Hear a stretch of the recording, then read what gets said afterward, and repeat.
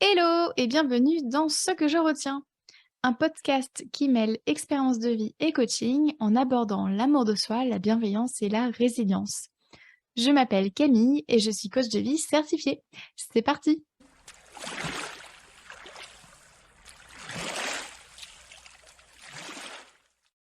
Dans ce neuvième épisode, je souhaite expliquer ce que je retiens de ces fois où je mange en rentrant du boulot. Alors, pour démarrer cet épisode, je te propose un petit jeu. Quel est le point commun entre ces trois situations? La première. Je ne sais pas pour toi, mais pendant des années, en rentrant des cours ou du boulot, je mangeais dès que j'avais retiré mes chaussures et lavé mes mains. C'était devenu un automatisme, hein, je ne me posais même pas la question. Par contre, après une journée de balade en vacances, je ne le faisais pas du tout. Deuxième situation, il m'est arrivé de passer de bons moments avec de la famille ou des amis, mais d'en avoir marre en fait, d'être avec ces personnes. Au mieux, je n'écoutais plus ce qui se disait et au pire, je m'énervais et leur trouvais en fait des reproches. Et troisième situation, ça peut arriver que lorsque je rentre tard à la maison, même si j'ai faim, je n'ai pas la foi de manger. C'est à peine si je me brosse les dents et que je file direct au lit. Bon, t'as besoin d'aide, hein, tu pas encore trouvé le point commun, il n'y a pas de souci. Voici une petite charade. Je suis clairement d'humeur, joueuse, hein, donc go, c'est parti. Mon premier est ici, mon deuxième est une note de musique, mon troisième me permet de jouer au golf et mon quatrième est une personne qui vit dans la misère. Mon tout me demande de ralentir. Qui suis-je? Je te donne la réponse. On parle donc de la fatigue. Donc aujourd'hui, j'ai envie de te parler de la fatigue et plus précisément des différents types de fatigue. Savais-tu qu'on peut ranger la fatigue dans trois catégories? La fatigue mentale, la fatigue émotionnelle et la fatigue physique. La fatigue mentale, c'est une fatigue qui arrive lorsqu'on a effectué une tâche qui a nécessité notre attention et de la concentration. Par exemple, après un certain temps en réunion, ton cerveau déconnecte. Ou bien, à la fin de ta journée de boulot, entre guillemets, plus rien ne rentre, hein. Tu peux plus assimiler grand-chose, même prendre une décision devient difficile. Même une décision simple du quotidien, hein, qu'est-ce que je vais faire à manger et cetera, ça devient difficile. Ensuite, la fatigue émotionnelle arrive lorsque tu as ressenti des émotions fortes ou intenses, ou bien que tu as ressenti plusieurs émotions sur une période donnée. Par exemple, assister à un mariage ou un enterrement, ou bien voir un projet se concrétiser. Enfin, la fatigue physique arrive lorsque nous avons fourni de l'effort physique ou que nous sommes réveillés depuis un certain nombre d'heures. Par exemple, aider quelqu'un à déménager, danser jusqu'à 7 heures du matin, marcher 20 000 pas dans la journée, avoir fait une insomnie, etc. Bon alors concrètement, que faire face à la fatigue mentale? Eh bien déjà, prendre conscience qu'on est fatigué. Est-ce que tu as la tête pleine? Est-ce que tu as mal à la tête? Est-ce que tu ressens le besoin de t'aérer? Est-ce que, tu te rends compte que te concentrer, ça devient difficile? Voilà, je te laisse, identifier, les symptômes chez toi de la fatigue mentale et ensuite, je t'invite à t'autoriser à être fatigué.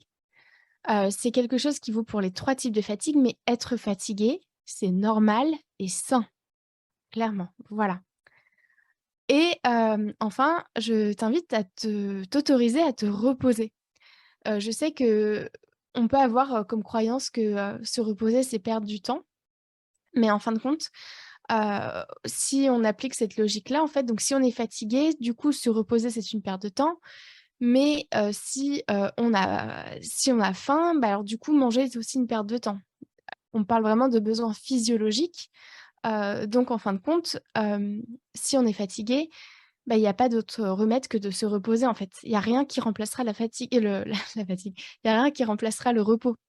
Donc je t'invite à te reposer. Tu as le droit d'être fatigué, tu as le droit de te reposer. Donc pour te reposer face à la fatigue mentale, je t'invite à faire des choses qui ne nécessitent pas de prise de décision. Pas de charge mentale, ni de concentration. Pour t'aider, tu peux utiliser une liste de repos mental, par exemple, qui répertorie plusieurs activités à faire lorsque tu ne peux plus réfléchir ni prendre de décision. Par exemple, sur cette liste, tu peux trouver, quelque chose à faire, qui te permettrait de t'ancrer dans le présent, donc de vivre l'instant présent. Est-ce que c'est, une méditation, en marchant? Fermer les yeux quelques instants et écouter, enfin voilà, solliciter, tous tes sens. Ça peut être aussi, lire un livre léger, un livre de divertissement, pas un livre qui va t'apprendre des choses et compagnie parce que dans ces moments-là, quand tu es fatigué mentalement, la concentration, c'est très difficile et surtout ça viendrait rajouter de la fatigue. Dans les autres activités que tu peux faire, ça peut être écouter de la musique, faire un jeu sur le mobile, sur ton téléphone portable, regarder la télé, peut-être faire de la couture si c'est quelque chose qui te prend pas la tête, jardiner, voir quelqu'un. Voilà, je t'invite, du coup à faire une liste et afin de noter, tout ce qui peut te reposer, mentalement et comme ça t'évitera de réfléchir la prochaine fois à ce que tu veux faire et compagnie. Ça limitera la prise de décision. Et enfin, tu peux te poser des questions puissantes pour te sortir de l'impuissance de la situation. C'est un sujet, dont je te parlais dans l'épisode 8 du podcast. Mais en gros, c'est, par exemple, dans cette situation-là, comment puis-je me changer les idées en 5 minutes? Donc pour se reposer, pour le repos de la fatigue mentale, tu n'es pas obligé de passer, 3 heures, à te reposer mentalement. Ça peut être, faire, des pauses courtes, mais de vraies pauses, qui sont du coup efficaces. Comme par exemple, prendre 5 minutes ou bien 10 minutes, voilà, entre 2 réunions, entre, voilà, vraiment le fait d'aller te chercher d'aller te poser une question puissante, ça va te permettre de te tirer vers le haut et de trouver des solutions. Donc, comme je disais, comment puis-je me changer les idées en 5 minutes? Qu'est-ce que je peux faire là pour me reposer mentalement? Voilà, donc je t'invite à te questionner. Donc, si je reprends mon exemple cité en début de cet épisode, lorsque je rentrais d'une journée de boulot, je mangeais car, en fait, manger était une manière simple pour moi de me reposer mentalement.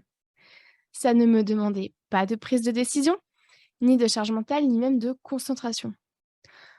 Et donc, en identifiant que j'étais systématiquement fatiguée mentalement en rentrant du boulot, j'ai trouvé d'autres manières de me reposer qui me convenaient plus que de manger lorsque je n'avais pas faim. Ensuite, que faire face à la fatigue émotionnelle? Eh bien, de la même manière que pour la fatigue mentale, déjà prendre conscience que tu es fatigué. Quand on est fatigué, émotionnellement, on peut se sentir, vidé émotionnellement. On a même peut-être des fois pas spécialement envie de ressentir quoi que ce soit, ni quelque chose d'agréable, ni quelque chose de désagréable. On veut juste, se mettre sur pause. Heu, Ensuite tu peux, bien entendu t'autoriser à être fatigué, je le répète, mais être fatigué, c'est normal et sain. Et enfin, tu peux t'autoriser à te reposer. Donc, quand tu as de la fatigue émotionnelle, une manière de te reposer, ça va être de faire des choses qui te mettent dans un état de flow. Alors, je ne sais pas si tu connais l'état de flow.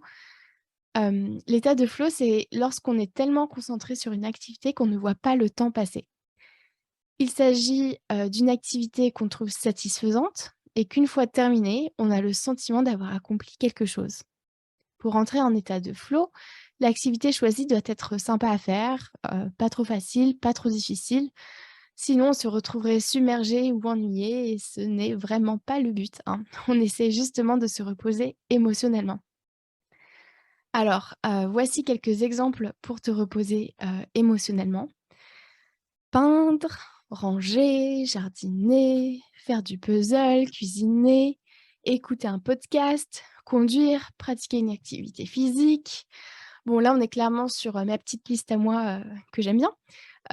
Mais voilà, ça peut être aussi, heu, lire un livre. Des fois, ça permet de enfin, si vous aimez vraiment lire, bah, ça va vous mettre vraiment dans un état de flow. Un autre truc que j'aime bien faire, moi, c'est, faire du rangement, faire du tri, du rangement, du ménage, enfin voilà, ça me fait du bien. La méditation aussi, ça m'aide dans ces moments-là. Donc voilà, je t'invite à trouver, tes manières à toi de te reposer, lorsque tu es fatigué, émotionnellement. Et donc si je reprends mon exemple cité en début de cet épisode, lorsque je passais de bons moments avec une ou plusieurs personnes, il pouvait m'arriver de décrocher de la conversation ou bien de m'énerver pour la simple et bonne raison qu'en fait, j'étais fatiguée émotionnellement, hein, que j'avais besoin de me recentrer, de prendre un moment pour moi. C'est pour ça que maintenant, je sais qu'après avoir vu des gens, j'ai besoin de solitude pour recharger mes batteries émotionnelles. C'est ce qui fonctionne pour moi et c'est peut-être, quelque chose qui sera différent pour toi. De la même manière, lorsque je pars avec des gens, donc voilà, je suis, dans un groupe, je prévois toujours du temps pour moi, en fait. Pour pouvoir, profiter des gens, j'ai besoin de me retrouver seule, en fait. Donc effectivement, bah, peut-être que je vais, aller dans ma chambre plus tôt. Est-ce que peut-être que je vais sortir de ma chambre, plus tard que les autres. Peut-être que je vais faire une balade, toute seule. Mais dans ces moments-là, ça me permet, en fait, de me reconnecter à moi et du coup de me reposer émotionnellement avant de retourner au groupe. Et enfin, que faire face à la fatigue physique? De la même manière que pour les autres types de fatigue, prendre conscience qu'on est fatigué. Donc la fatigue physique, c'est vraiment, hem, typiquement l'enfant qui pleure de fatigue, qui a les yeux qui pleurent, enfin qui sont lourds, et cetera. C'est vraiment, la fatigue, ouais, comme on se l'imagine. Donc les symptômes, on va dire, de cette fatigue physique, il y a, le bâillement, les yeux qui brûlent ou qui pleurent, les paupières qui se ferment toutes seules, le sentiment de chaud ou de froid, c'est dépendant, comment est-ce qu'on est. Voilà. Ensuite, donc de la même manière, je t'invite à observer ton corps et à identifier, les symptômes pardon, physiques, de la fatigue physique. Bien entendu, autorise-toi à être fatigué, tu as le droit d'être fatigué. C'est normal et sain d'être fatigué. Ça ne veut absolument pas dire que tu n'es pas capable de faire si ou que ça, que tu n'es pas forte, que non, ça veut juste dire que tu as un corps humain qui a des besoins physiologiques et notamment de se reposer. Et ensuite, autorise-toi de la même manière que pour les autres fatigues à te reposer. Donc dans le cas de la fatigue physique, ça veut dire littéralement mettre ton corps au ralenti, c'est-à-dire dormir. Pour t'aider, tu peux te couper de certains sens, comme par exemple porter un masque de sommeil, mettre des boules caisses ou écouter de la musique relaxante.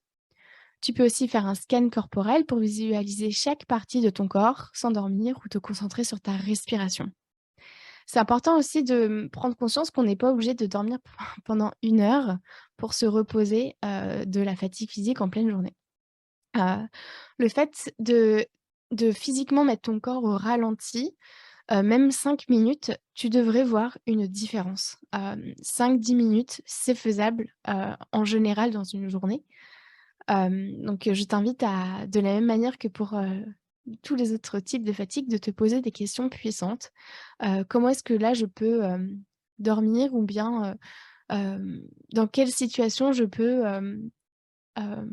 me dans comment est-ce que je peux me mettre en condition pour dormir, 5 minutes, ou 10 minutes, sur ma pause déj, par exemple. Donc voilà. Et du coup, si je reprends mon exemple où je vais au lit sans manger et du coup, en me brossant à peine les dents, eh bien, ce n'est pas que je suis flemmarde ou au régime, c'est que mon corps n'a plus beaucoup d'énergie pour faire quelques, activités. Donc voilà, le fait de prendre conscience que j'ai différents types de fatigue et de la même manière pour toi, le fait de prendre conscience que tu as différents types de fatigue et donc différents besoins, de différentes manières de te reposer. Ça permet en fait de t'apporter de la bienveillance envers toi, d'aller chercher, vraiment, la curiosité en fait, tu vois? De pourquoi est-ce que je fais ci quand, pourquoi est-ce que je mange quand je rentre du boulot? Non, c'est pas parce que, je suis, gloutonne, gourmande, ou que je suis bonne qu'à manger, c'est pas parce que je suis qu'un ventre sur pattes.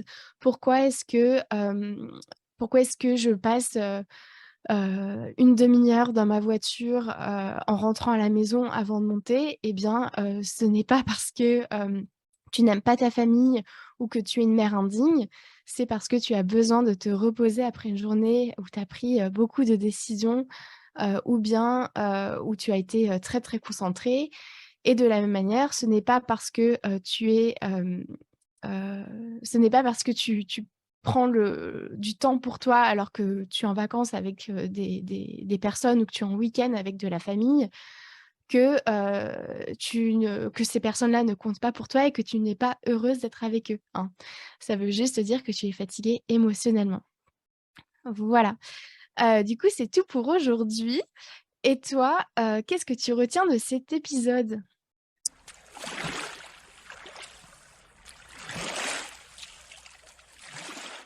Merci à toi d'avoir écouté cet épisode jusqu'au bout. Si tu souhaites en savoir plus sur mon travail, rejoins-moi sur Instagram sur la page La Coach Camille, ainsi que sur mon site internet www.lacoachcamille.com.